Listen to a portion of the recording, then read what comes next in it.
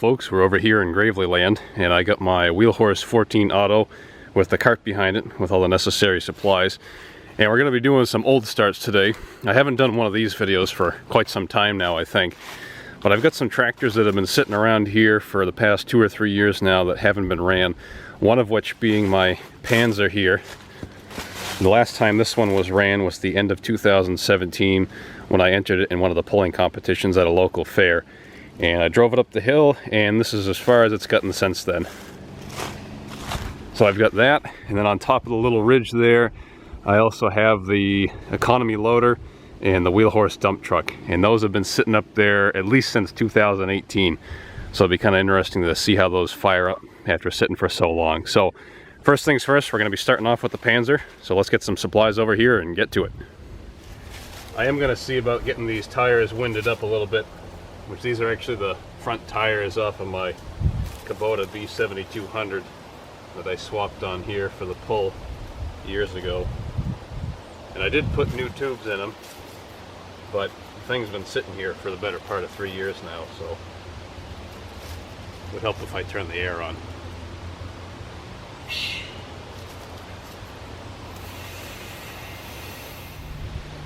Well, I got some water in them, but they didn't blow apart or anything, so I'm happy about that.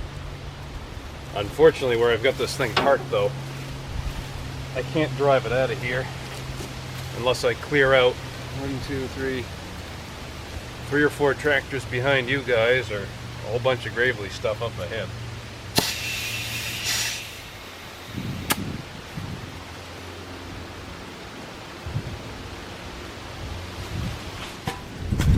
So as I said, this thing's definitely been sitting for a while now. As you can see, all the leaves have started to turn to compost that have been on it. Which I really hate doing this to equipment, but that's just the way the dice rolls, I guess.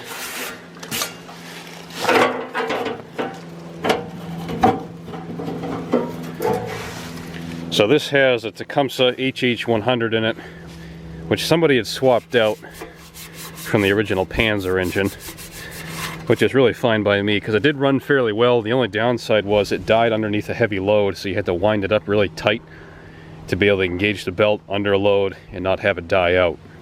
But aside from that, it always fired up fairly well, and of course we'll get to see if it'll do that again today. I don't think I'm going to drop the bowl on the carburetor. I know the gas tank is bone dry. Whether the carburetor is too, we'll have to see. But I'm going to take a chance and toss the battery underneath the seat, toss some gas into it, and see if we can't get it to light off.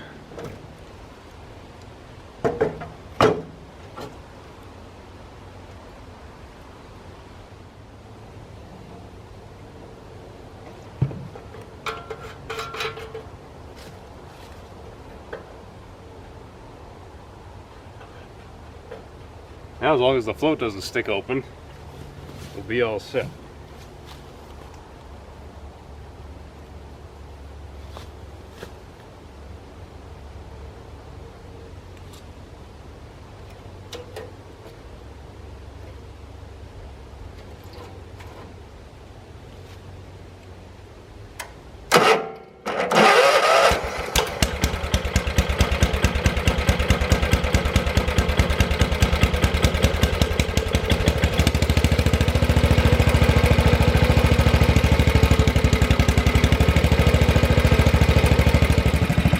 Can't beat that for a startup, folks.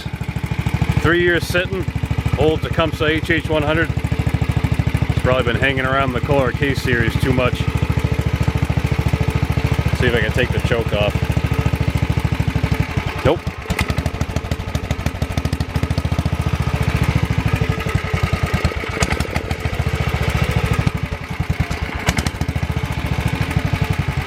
Well, I suppose it's going to need a little bit of a carburetor clean, but hey, I can't complain with that, not one bit.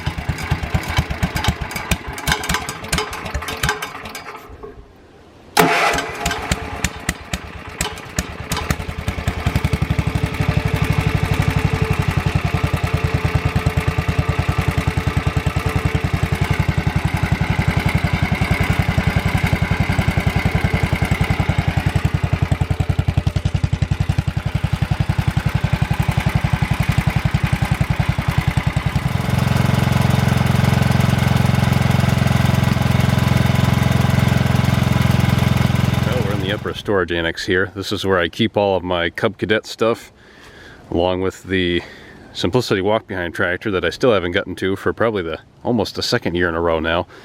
Economy loader, wheel horse dump truck, and a bunch of miscellaneous economy parts, and of course a Gravely snowblower. So the first thing we're going to do is see if we can get this economy loader to fire up. I know this thing's been sitting up here since, I think, this time the end of 2018, if I had to make a guess, that it's been up here since. I ended up running it up here after the video, ran it out of gas, and it has not moved since then. So I do know that there's a little bit of mouse nest behind the shroud.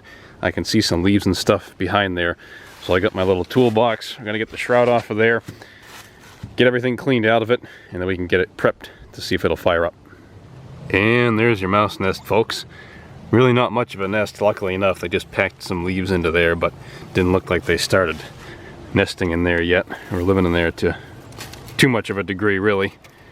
Still fairly clean and not as nasty as a lot of the ones that I pull apart. So we'll just get the rest of this stuff picked out, and then we get the shroud back on here. And the last thing I'm going to do, if you guys can see this, if the camera picks it up, is I'm going to clean the points, because as you can see they're a little bit white on each one of the faces, so they got some corrosion on them, and rather than take the chance and crank it forever with no spark, I might as well touch it up with a little bit of 400 grit sandpaper. That way I know we'll have a nice white hot spark when it comes time to start it.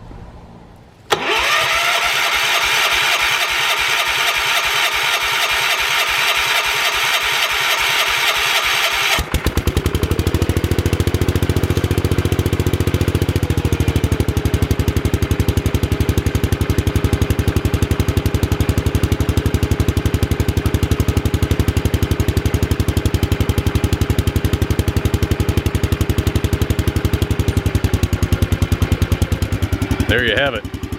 You know what I'm gonna say next, folks. You just can't beat a Kohler. Them K&M series, some of the finest engines ever made.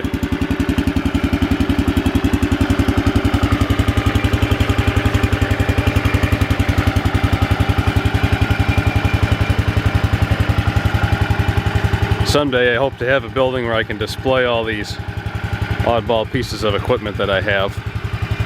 Homemade stuff and whatnot. I like to be able to put this one in the lineup rather than just have it sitting out here in the woods like this all the time. It is a really cool piece though. I was going to pull the loader off when I first got this because I always wanted a high-wheeled economy tractor, but the more I looked at the uniqueness of the loader and how it was made, and being that it also functions too, I thought it'd be pretty cool to just leave it on there and keep it as is.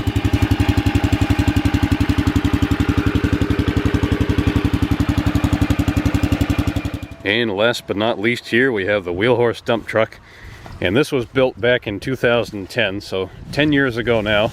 I know there's build videos of it way back on YouTube, and me and Dad built this out of a wheel horse GT14 that we pulled out of the pucker brush under some high tension wires in town down some of the trails. It had an arc loader on it. It was just the front half of a wheel horse, and it was already butchered up pretty bad, and we figured, well, might as well do something with the parts. So we ended up building a dump truck out of it. It's got a bed on the back from a DR Power Wagon, wheel horse Sunstrand rear end, a 14 horse Kohler K321 out of a Bronco 14 wheel horse, and of course the GT14 front end. And it's pretty cool to drive around, but once again it's been sitting up here for about 2 years now because I just haven't had much use for it, let alone the time to tool around with it. So let's see if this one will fire up too.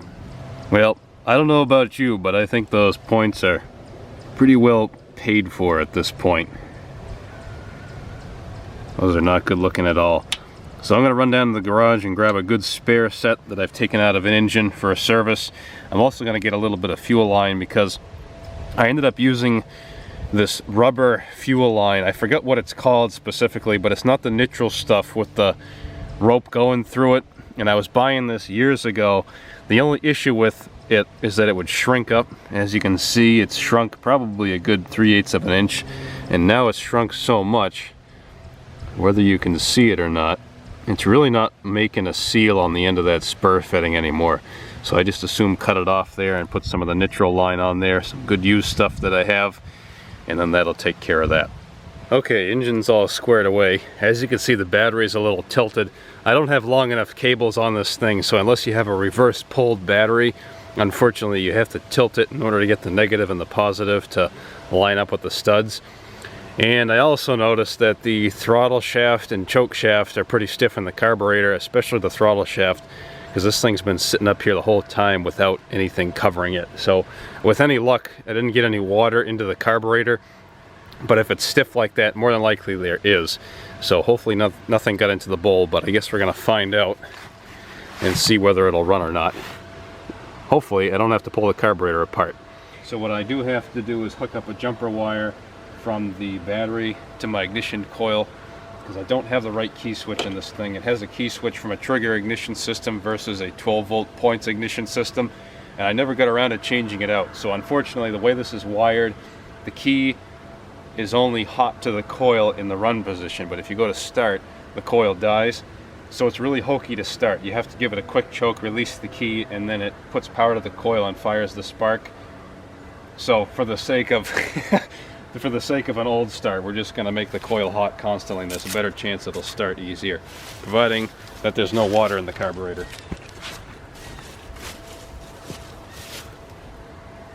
So let's see what happens.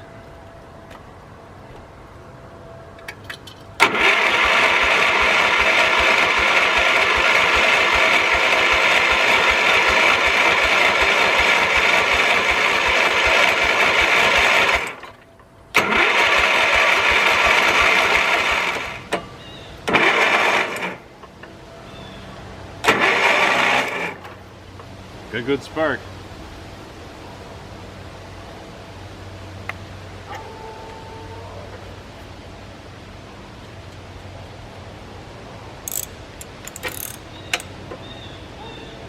So I guess I'll try blowing back into the fuel tank and seeing if I can get the fuel pushed up into the carburetor, much as I hate doing that. And if that doesn't do it, more than likely the carburetor is going to have to come apart, because as stuck as this is, I mean, it's pretty darn stiff, except for that little bit that I was able to free it up. I'd almost guarantee that water got down inside of there.